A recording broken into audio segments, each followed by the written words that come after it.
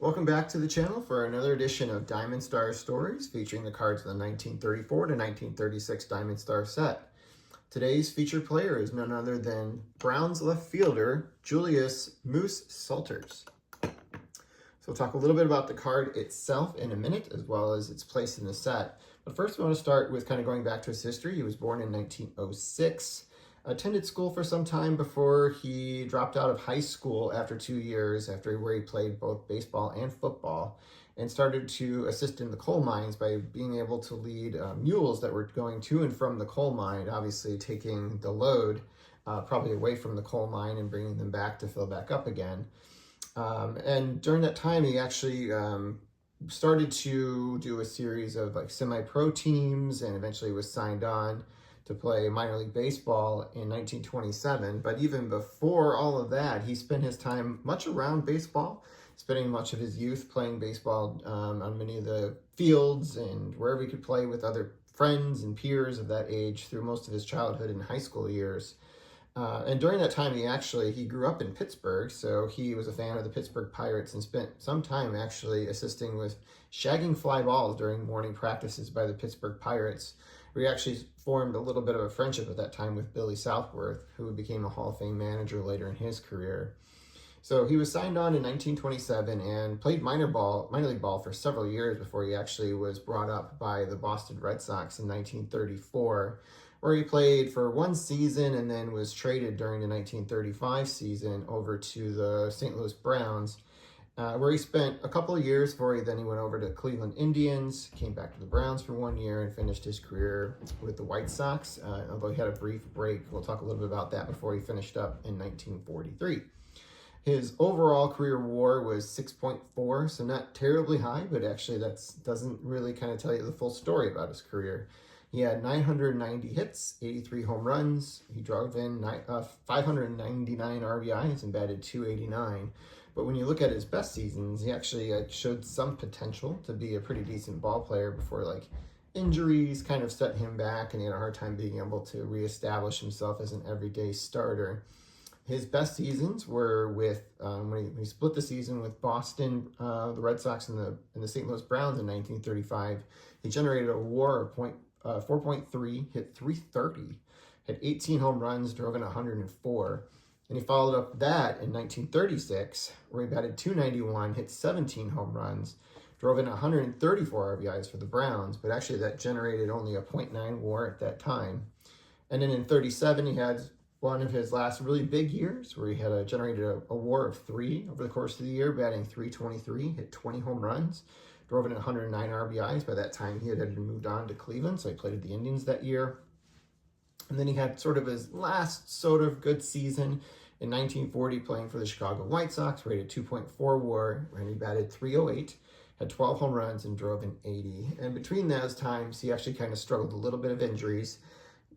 Was never good enough to make the All-Star team. He did get some MVP votes in 1935, where I believe he finished 9th.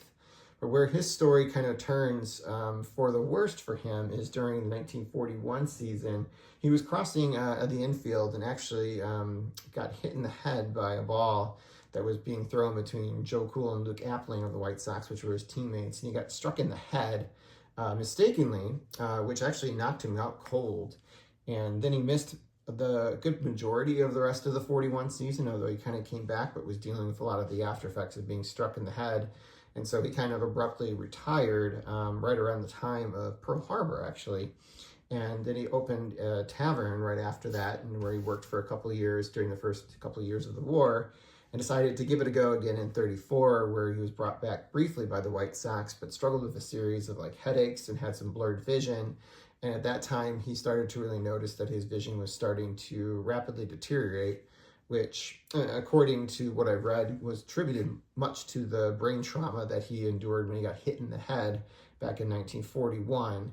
And he eventually did go blind later on in the 40s. After that time, he still continued to work in the tavern and was able to support having 5 children. And supported them through college. What was kind of sad, though, too, is that he was blind by the time his final child was born, so he never got to see his child. But for the most part, he kind of lived a pretty quiet life and continued to work in the saloon. Made a lot of appearances from time to time. In Pittsburgh, sometimes he would go to baseball games with his family, and he'd have to kind of be let out there by his family members, especially when he'd go onto the field, because obviously he needed assistance at that time because he could no longer see.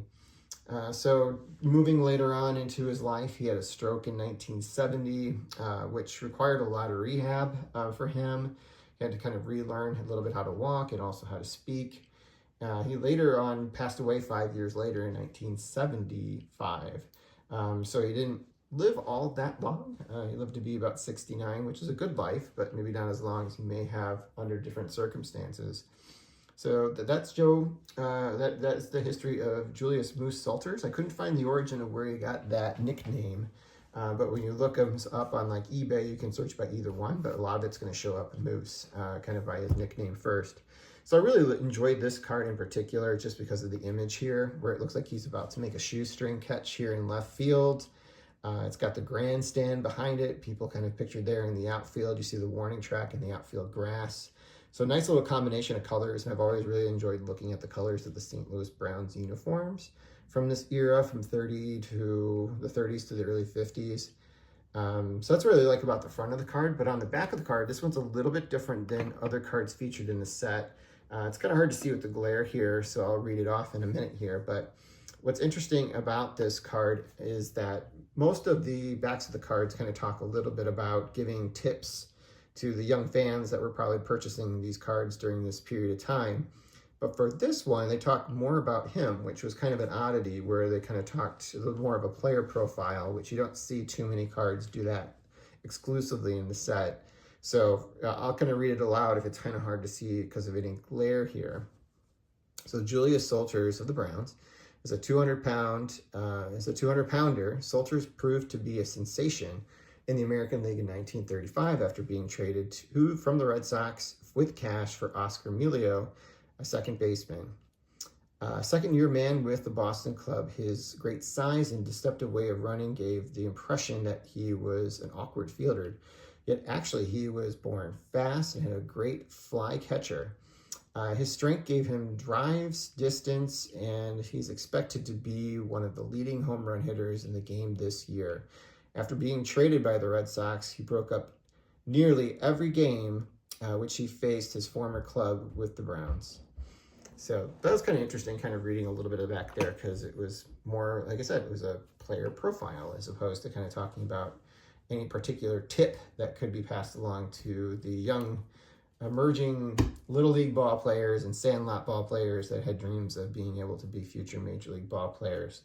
So that is it for this month. That is Moose. I will be hoping to acquire maybe a few more of these in a couple weeks. I'll be going to the larger regional card show here that happens twice a year, where I got this card and as well as 2 other cards this past November.